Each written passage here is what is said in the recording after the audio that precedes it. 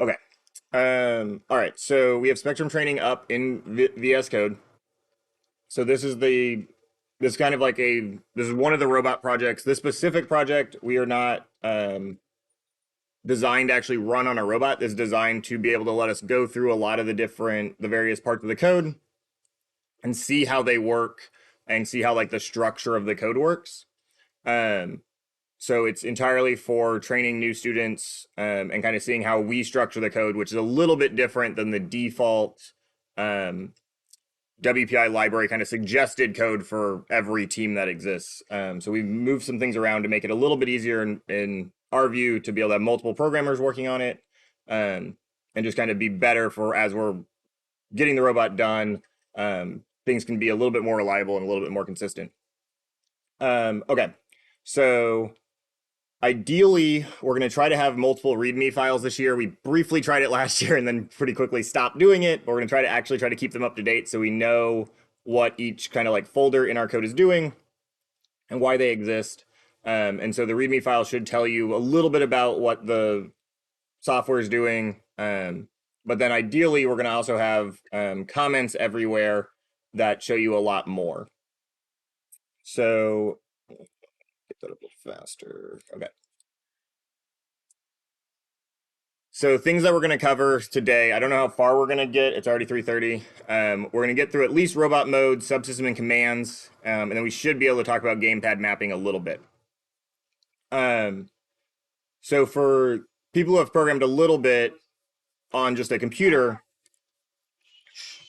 one of the biggest things that we have that's different on the robot is that it's always running, as soon as the code starts, it's basically always running through a loop because it has to be checking all of the various inputs and outputs from the actual motors and sensors and the inputs from the drivers, so like the gamepad inputs and everything. So everything is running in a very big continuous loop instead of just like a linear flow, like a lot of the programs you may have written before, where they may just have like a state where they can just like pause and wait for something to happen. That's never happening on the robot. The robot's always just looping through one big giant like while loop basically. And so that structure, if you've had any sort of code experience, you kind of have to wrap your mind around that everything is happening in this big loop. The robot has multiple modes that we can basically program in, and these are important as we're going through it because things are happening differently in each mode.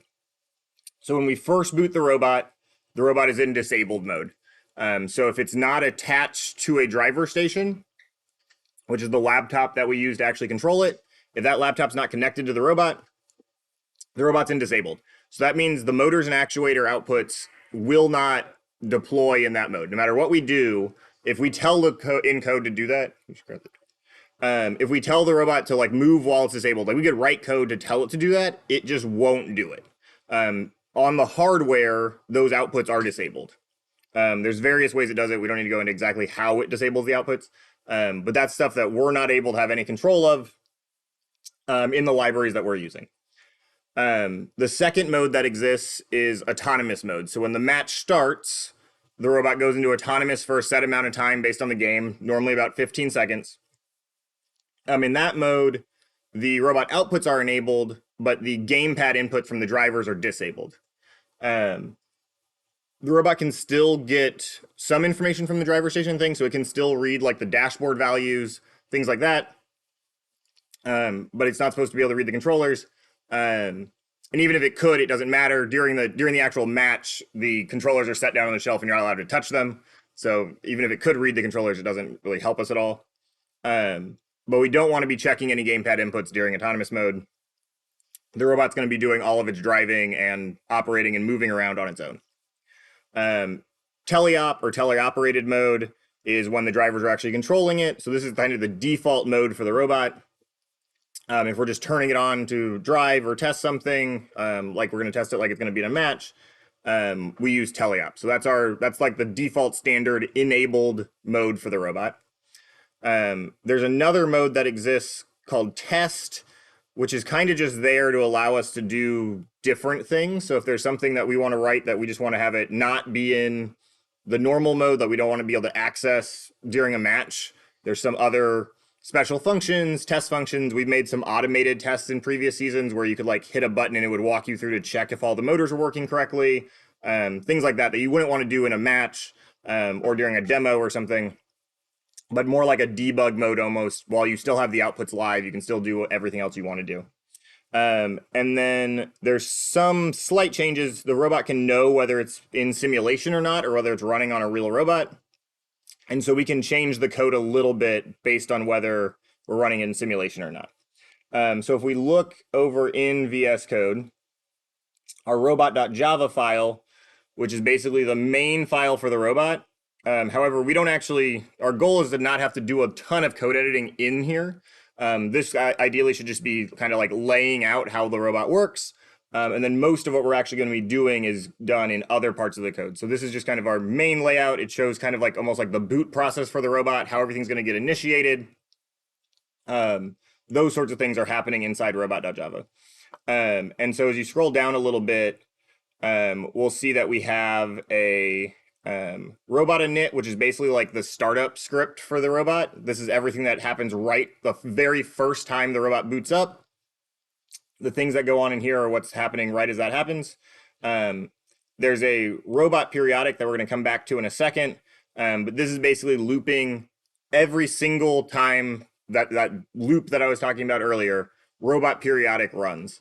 And so the default state for this, and basically most people's code, this runs 50 times a second. So it's happening really, really fast. It's happening every 20 milliseconds or 0.02 seconds. This program is just running over and over and over again. In addition to that, we have all of the methods for each of the different modes that we were talking about earlier. So we have a disabled initialization, disabled periodic. So this runs when the robot's disabled. Disable init runs the first time that the robot is disabled, and then disabled periodic continues to run. And then when it switches to some other mode, disabled exit runs. That happens the same way for autonomous. There's those same three methods, and then teleop as well. So teleop init, periodic, and exit. Same with test. And then simulation just has an init and a periodic, because simulation exit is basically like you close down the simulator, which we're going to show off in just a second. So that's pretty much everything that stays in the robot.java file. We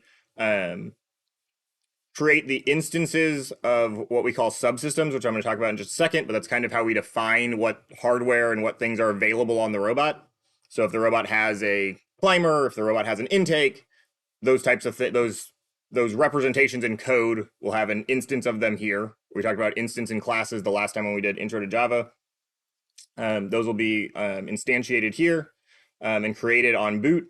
So in robot init, we go through and actually make those instances of each class so that we can use them throughout the whole rest of the robot code.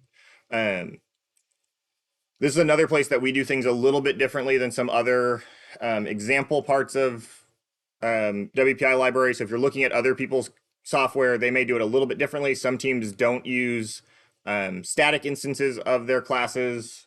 They do some other things. It's not super important. People who know Java, it might matter a little bit.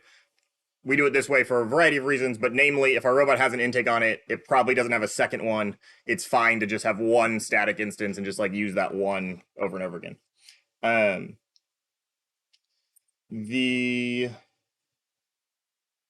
What do I want to say? So yeah, so the looping part is one of the most important things to take away from the first time kind of learning robot code is that everything's running in a giant while loop. So anything we put in these periodic methods are running over and over and over again. Two things before we actually run the simulator. Yeah, so init periodic exit, I talked about already. I want to briefly say what commands and subsystems are, and then we'll come back and do some of the details on them. But basically, we organize all of like the units of the robot into things that we call subsystems. And so for us, the subsystems are largely going to be their own folder. So for this project right now, we have a training subsystem, a pilot subsystem, and the LED subsystem. And so if you open those folders, you can kind of see that they have somewhat of a similar structure. There's an LEDs config, pilot config, training config. And so the subsystems all get kind of structured the same way. So they're pretty easy, even if you haven't necessarily looked at a subsystem before. If somebody else has been working on it and you need to like help, you should have some idea of how the layout of a subsystem works. And then each of those also has a commands folder. And so the subsystems basically define kind of what the robot can do. A lot of that is going to define like what the outputs are, or how things are necessarily connected to each other sometimes. And then the commands itself are going to be how we actually tell it to do those things.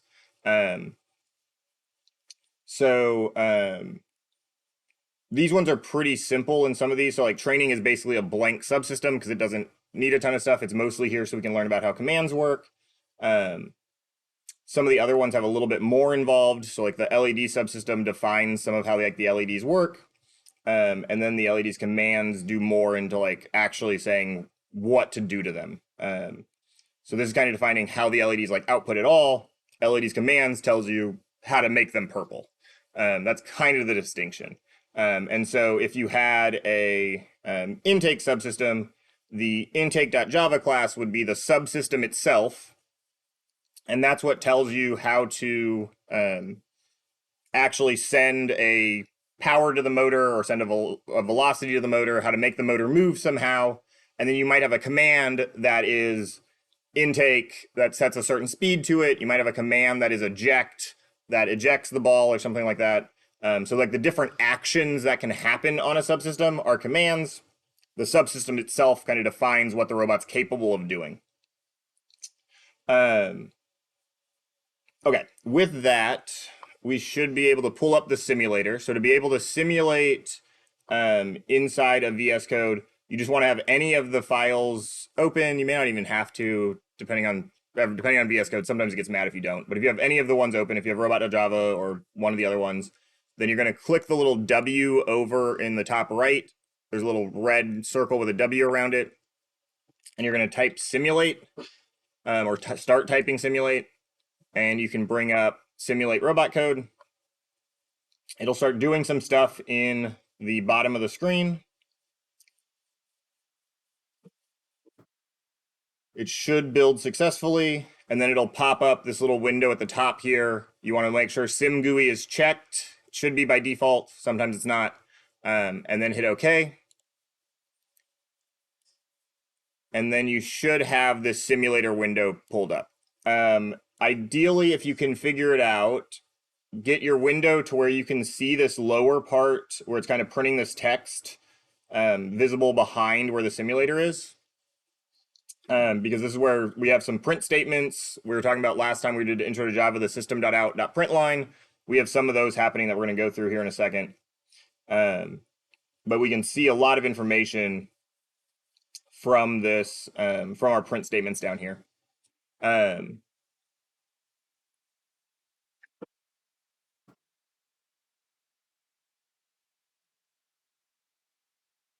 Got the simulator pulled up, but we don't have VS Code pulled up behind it.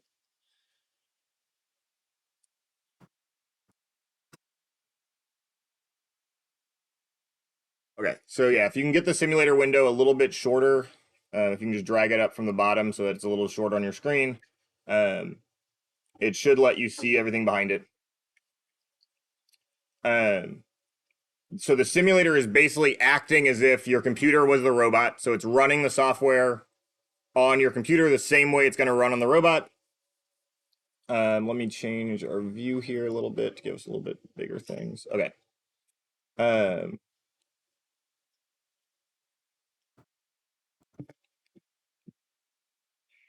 right.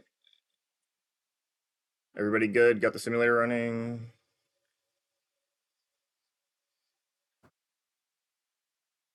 What's up? Okay, so in the simulator, at the very top left, we have robot state.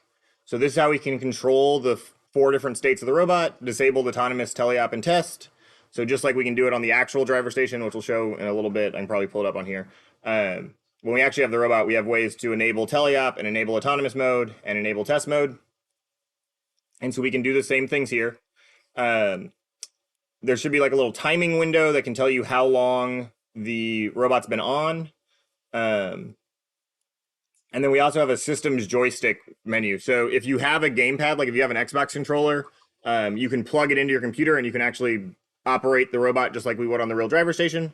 If we don't have that, we have it set up as a keyboard joystick. So this keyboard 0 over here, if you right click on it, you can hit settings and you can like configure it fully if you need to. It's already set up so that our buttons 1 through 6 are ZX, CB, V, BN. So it's like bottom row here. And our axis 0 and 1 are WASD, just like in a video game. And so this is basically just mimicking a gamepad. If you need a second gamepad, you can set up a second one on the keyboard and drag it over. So if I dragged over like keyboard 1 over here, you could have another gamepad. I don't think you can get rid of it, annoyingly.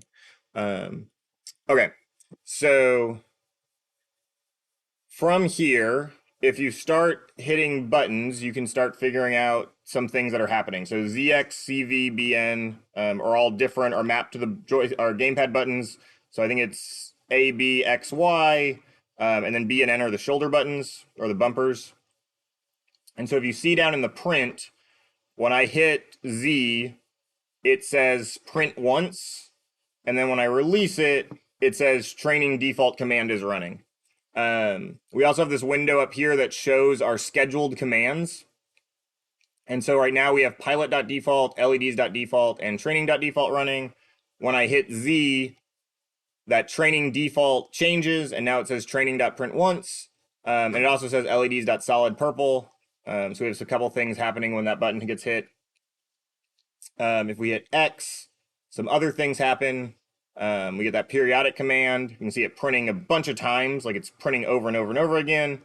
And so those are just like very simple commands that can be run based on our gamepad input. You also see like there's an addressable LEDs over here, so you can actually see those change. So the default right now is to have a rainbow pattern. But if I hit the Z button, which is A on the gamepad, it shows up as like solid purple. If I hit the X, it shows up, part of it is flashing orange. And so those are all things that we can do relatively easily with commands. And then we can go see what those commands actually look like. So let's see, in here. Okay. So like I said before, commands are used to define what each subsystem is able to do. The most useful part about commands is that they're very easy to combine and compose together. So you can have them, you can have commands run at the same time. You can have commands run one after another. So you can basically build up groups of commands. So if you need to have the robot raise its elevator, move out part of the arm or something, and then score a game piece, all of those can just be, you can like kind of build those individual commands and then link them together in order to get the robot to do really complex, interesting tasks.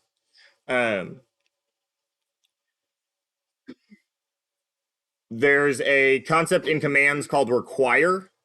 And so if you tell a command to require a certain subsystem, only one command that requires that subsystem can run at a time. So it's very easy to have something that is an arm that has to go to multiple positions. You can have commands for each of those positions, and anytime you want to change it, you just call a new position, and it'll automatically cancel the old one. It'll call the new one and move the arm to that new position, so you don't have like those two commands fighting each other, trying to like move the arm to two positions at the same time, things that aren't possible with a robot, right? So since we're dealing with real outputs, we want to make sure that only one thing is kind of commanding a motor at any one time.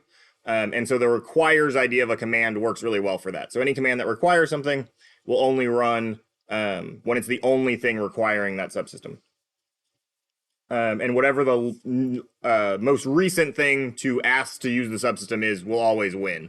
And so if we have a button being held telling the intake to do something, but we hit some other button telling the intake to do something else, it's going to switch over to the thing that we hit most recently.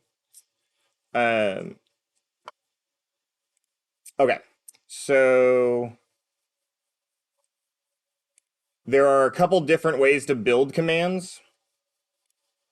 The one that we're going to do second is the one that we actually do the most, which is what we call inline commands. So the ones that we were just clicking on that were rather simple are this one that says like print once command. And it just has a kind of a single line here that says print once.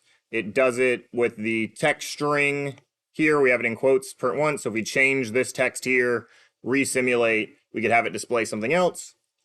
And so these inline commands are pretty easy to make, and this is what we do the most often. But they kind of skip over exactly what a command can do. So we're going to look at full command first here. So over in the left-hand side where it says training commands, there's a file called fullcommands.java. And so in here, this is basically if we were going to fully write out everything that a command can do. This is a fully explicit command class that has all of the command stuff written out fully without any like the shortcuts. We used to do this for almost every command, and that was really annoying. We've made it a lot shorter and easier with things that the library's built in for us to make it a lot faster to make commands. Okay. Let's see. All right. So the first thing up at the top, because we haven't really looked at a ton of the files yet, we have this package and import stuff. Largely, this is just going to be handled for you most of the time. The VS Code will bring in the correct inputs most of the time. There's sometimes where you'll have to like add them yourself through a little the little like help quick fix button. You won't have to type these out almost ever. These are just letting it know where to pull in from the various libraries we use and from the other files where to get the stuff we need. Coming down a little further, we define the class that we're creating. So we have full command here. And this command or this class is going to what's called inherit from command base. So this extends command base just means that full command now has everything that command base has. It basically is how we make it know that it's a command is by telling it extends command base. Inside of the class, you can create variables and things just like we were doing in the intro to Java.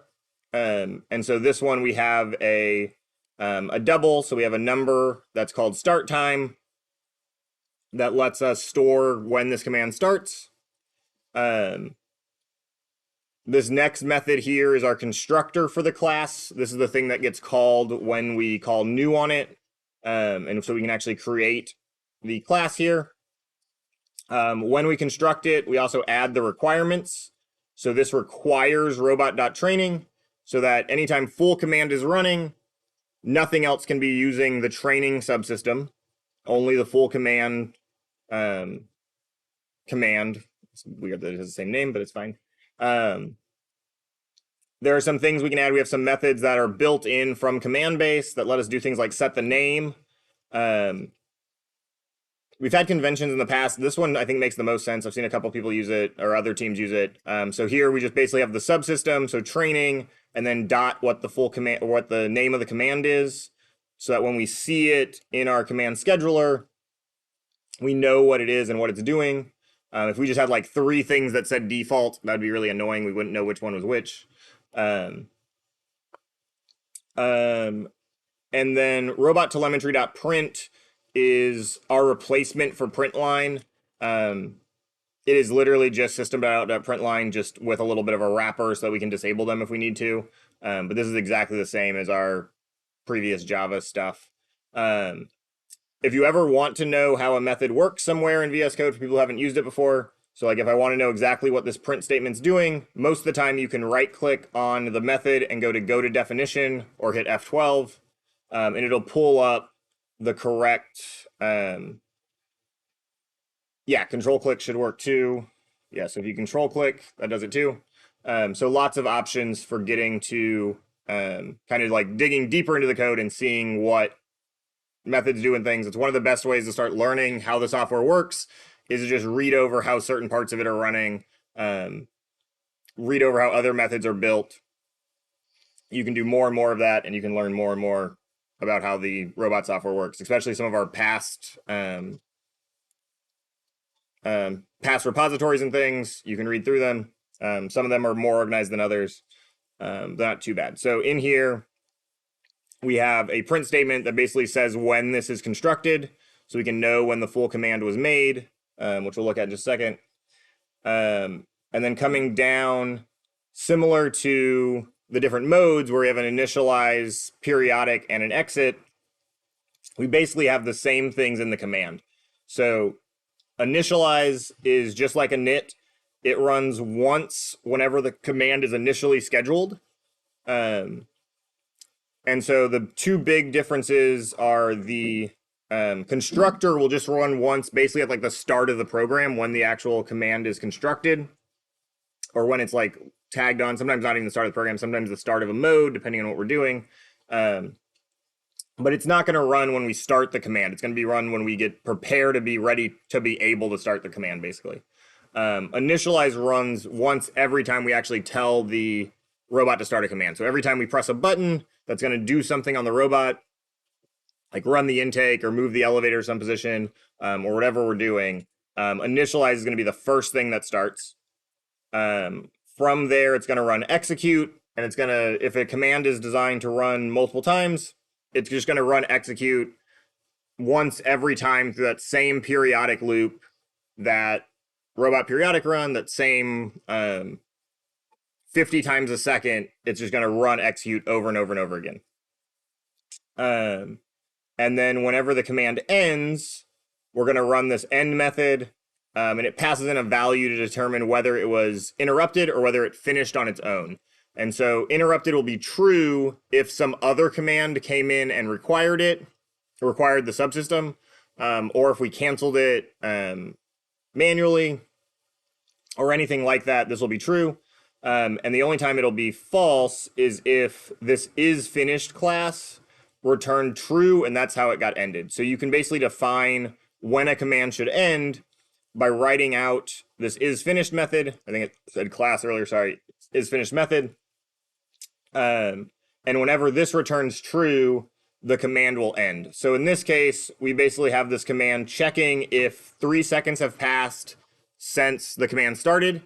If there have, if like get elapsed time is greater than 3, it's going to return true, else it's going to return false. So as soon if this command is running, once it's run for 3 seconds, it's going to automatically cancel itself. And then we wrote a method down here that's not one of the inherited ones. It's not one of the ones from command base that were like that were overloading or anything, or overriding. It is a method that we just wrote to help inside this class, so it just is able to get the elapsed time whenever we want it from our timer class that can give us how long since basically the robot's been booted up. We can get the time in seconds pretty easily. Okay, so let's see what that looks like when we actually run it on the robot. So I'm going to go ahead and stop the simulator and restart it. So we're going to hit the red square up in the top right or somewhere on your toolbar. You should have a red square. I'm going to go ahead and hit that. And we're going to restart the simulator so that we can see the output of this whole full command. So when we hit SimGUI, we can see right here, down here, that full command constructor was started at 0.26. So it took a quarter of a second to get through some of the other things and actually get this created.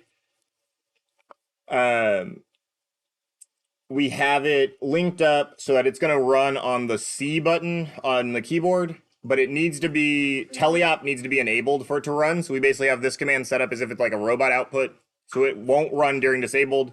So if we hit the C button while it's disabled, you can see it like flashing down here. Nothing happens. If I switch it to teleop mode, if I hit in here, it's going to tell me that teleop init's complete. And so we've switched over to teleop, and now when I hit C, we can see full command is running. If I hold it the whole time, we can see that it got to, is it being weird? We can see that it got to 3.019 seconds before it ended. So it realized it was above 3 seconds, so it ended on its own. I accidentally ran it a second time. It initialized at a very small amount of time. because it basically, yeah, it's saying initialized is 0. Do I have it getting elapsed time at initialized? Oh, I do. I have it getting elapsed time at initialized. That's kind of weird. So that's very close to 0, right? That's 5 times 10 to the negative 6. And then the next loop through was 4 times 10 to the negative 4. So a very short elapsed time to get through those first couple loops. And then I let go of the command. I let go of C basically 0.06 after I started it. I basically just tapped the button. And so you can see that it was interrupted instead of ended. And then it switched back to the training default command when I finished running it. And so this is basically the same thing that we're going to do with most of the commands and things on the robot. Don't touch it. Okay. So this, yeah, these are the commands that we're going to do a ton on the robot, is basically have things that work like this. We're going to be able to have it do something at the start, do something as it executes, and then do something as it ends. And those are all different options. A lot of our commands may only do things in the execute. They may only do something like once and then end. But you can kind of use those tools to build up almost every action on the robot.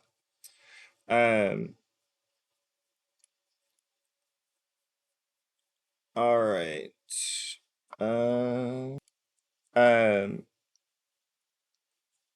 Okay, so full command, like I said, is rarely are we going to have to type out everything where we have all of these classes for all of the commands.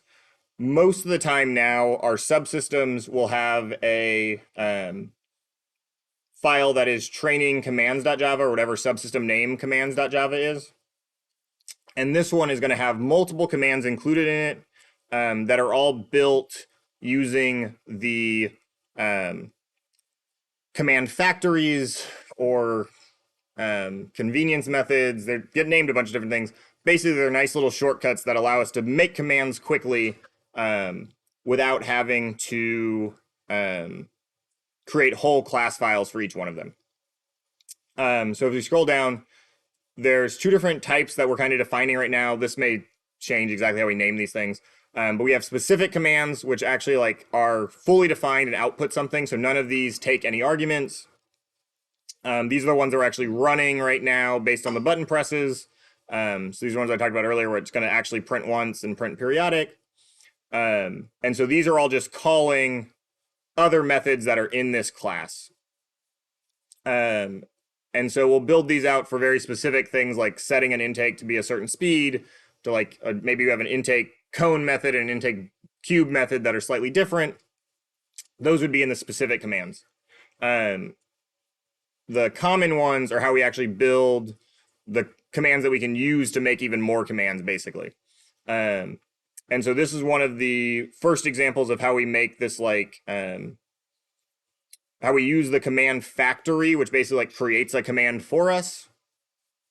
So it's a method that print instant command takes in a string, and then it immediately just returns this commands.runOnce method that is going to return a command for us. So run once is what we call a factory. We give it some information, and it's going to push out a command that we're able to run immediately, basically. We'll talk about what this is at the end, but this is another one of those times that it's just it exists, know it exists, and kind of pattern match and copy it. We'll talk about what it means later. But this parenthesis hyphen arrow gets used quite a lot now. And it basically allows us to pass whole methods into other methods as like an argument. So we can have this robot telemetry.print text get sent to run once, and then run once is able to know how to print stuff out now.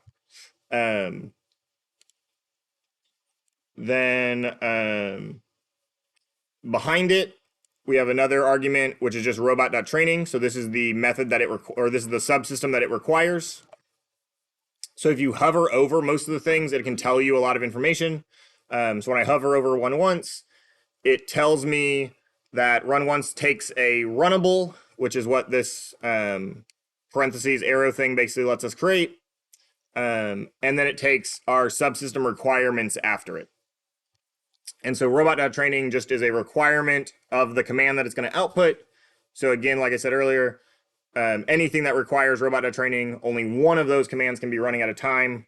So it handles swapping over for us and make sure not a ton of stuff is trying to run at the same time on a motor or whatever else we're doing. The other parts of this that are in here are things that we call decorators. And so they come actually after the method. So the parentheses here for run once is in blue, and it ends on this line, but there's not immediately a semicolon.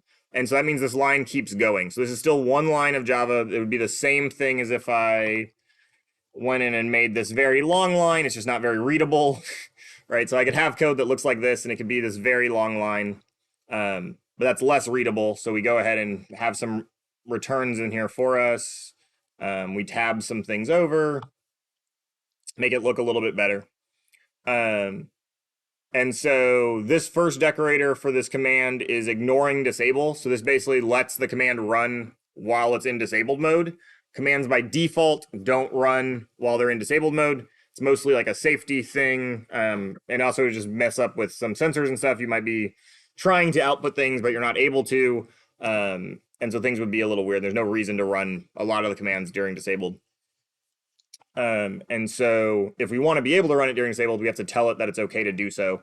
So we basically do .ignoring disable true, and that'll let us run it during disabled. And then we also have with name, which again just names it so that it shows up properly in like the scheduler or in our logs and things like that. So we know what command is running. Okay, so what else? So print instant command. This command will basically print once and then end immediately. So it's going to literally like end the command. Then there's a slightly different one, which is the print once command, which is going to print once, but the command is going to stay running. And those are different because whether the command exit or not determines whether it just like returns back to the default command, or whether the robot might try to restart it over and over again if it thinks it exited, but it still wants it to keep running. So those are going to be a little bit different. And it's not super important to, again, know exactly how to write all of these out.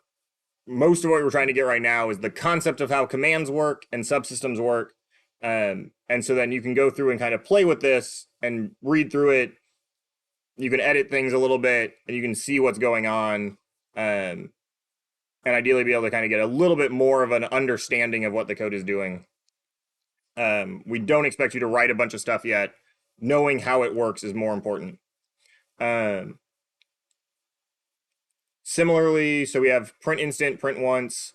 Print periodic runs in the commands.run. This is the most common one that we use. So this would be what we did if we wanted to have a like a flywheel spin up to a certain velocity. We would do commands.run, whatever the method is to set flywheel velocity to some number. It would have a comma and then normally like robot.launcher, whatever we name the subsystem. And so that would be the command to just like run that motor to whatever velocity we wanted. In this case, we're just telling it to print the text, and it'll just print it over and over and over again once every time through the loop. So it'll print it 50 times a second. And there's a few others that we're going to get to in a little bit when we talk about command groups. But while we have those three and the full command we wrote, we can see how we actually map them to buttons. Let me pull up our command. So we can do command groups, but it's better to move. Like we're going to swap over while we have some time. We're going to move over to gamepad triggers. And so we'll come back to some of the more complicated stuff in commands. Gamepad triggers let us very easily start and stop commands on the gamepad, which is the most common way that we do it. In Autonomous, we basically kind of create this one giant command group I was talking about earlier, where we can kind of like link them all together. Autonomous has like one giant command group that's running the whole time. During teleop, we're waiting on these triggers to launch the commands. And so trigger here doesn't refer to the actual triggers like on the back of the gamepad. We end up having to use that word to mean that too when we're talking about the triggers on the gamepad. So there's a little bit of an ambiguous here when we talk about triggers. The command structure triggers are anything that's able to like start a command when a button is pressed or when a button is released. We can tell it how the command's going to run. And so if we look over in our pilot folder, for us, pilot is the person who is holding the controller that moves the robot around, like the actual base of the robot. They're the driver who does that. Our other driver is called the operator. So most of the time in our code, we'll have a pilot folder and an operator folder, and they set up how those gamepads work, basically. So in pilot.java, we have a method called setup teleop buttons. In this case, for the training program, it's also the same buttons for disabled and the same buttons for test mode. On our real robot, those might be very different. Most of the time, we don't run all of the robot-like commands during disabled. It doesn't make sense to try to move the robot in disabled. It can't do it. So we'll have some other buttons that we have in disabled to do some LED stuff to make sure we know what controller's plugged in. We might have some different things in test. But for us right now, we'll just look through setup teleop. And so this is how we're able to basically map each of the gamepad buttons to some command. And so it's relatively easy, right? So it should be relatively readable. Gamepad.a.while true training commands.print once command. So while gamepad A is pressed, training command.print once is going to run. I'm going to restart the simulator again so we can see it a little cleaner.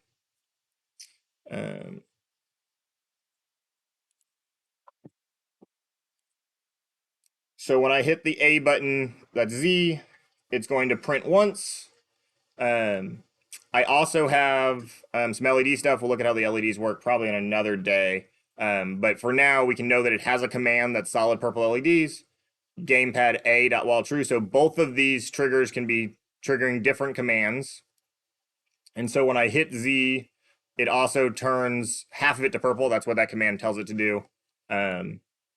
And you can also see the different commands running here in the scheduler. So we can see that training.print once is running and LEDs.solid purple LED are running. And then when I let go, it goes back to training.default. Similarly for BX, we have commands that run as well. So that's the periodic command and the full command. And so those are, again, they follow the same pattern of just while true. And then we get into slightly more complicated commands on when we go to the Y button. And so these basically allow us to do somewhat logic composition with the different triggers. So the first one requires that gamepad Y is pressed and that none of the bumpers are pressed. So if either the bumpers are pressed and Y is pressed, this won't run. So this will only run when no bumpers are pressed and Y is pressed. And then we have another one that's when only the left bumper is pressed and Y is pressed, and when only the right bumper is pressed and Y is pressed. So we can do, you can build up a lot more, like we call them modifier buttons. So a lot of times on the operator controller or on the pilot controller, one of the bumpers, when it's held, changes the mapping of the gamepad to be able to do maybe some manual stuff or some testing stuff or debug stuff. It'll just give us different buttons and allow us to have more control of the robot by being able to do those things. There are some other things we can build up for being able to control things on the axes. So sometimes we want to use a joystick axis as basically a button. So in this case, we have a left axis trigger, or left x-axis trigger. So if we move the x-axis on the left stick and it gets greater than 0, it's going to act like a button and run whatever the command is afterwards. We can actually see that in the simulator. So our axis, our x-axis is A and D. So if I press D, it'll start flashing the LEDs blue. It'll tell me that the breathe blue LED is running. It actually says it's a parallel command group. I don't think I named it correctly here. And so things like that can run. So there's all sorts of ways that we can basically map the gamepad to whatever commands we want. So this is the same thing that's happening for anytime we see the robots drive, what they're doing on the field. We're basically just have multiple versions of these that are all telling it to intake things, to move the arms, to move the elevator, to drive around. It's basically just this button map. There's a few other things where we're using like the sticks as analog values, so the actual like command that drives the robot takes in the stick values directly, so it knows how fast to go, where to turn, those types of things. But most of the actions are just driven on these triggers.